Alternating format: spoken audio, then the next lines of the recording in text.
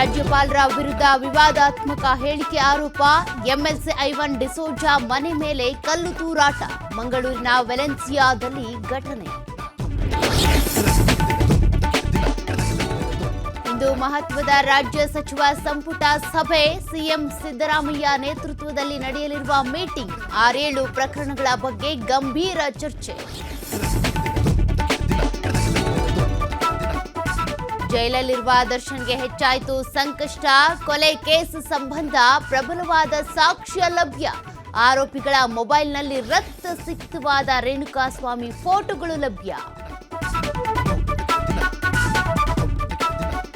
ಚಿತ್ರದುರ್ಗದ Renukaswamy murder case. ಜೈಲು ಹಕ್ಕಿ ದರ್ಶನ್ಗೆ ಬಡ್ತಿ ಸಿಗೋದು ಫಿಕ್ಸ್. A2 ಬದಲಾಗಿ A1 ಮಾಡುವ ಸಾಧ್ಯತೆ.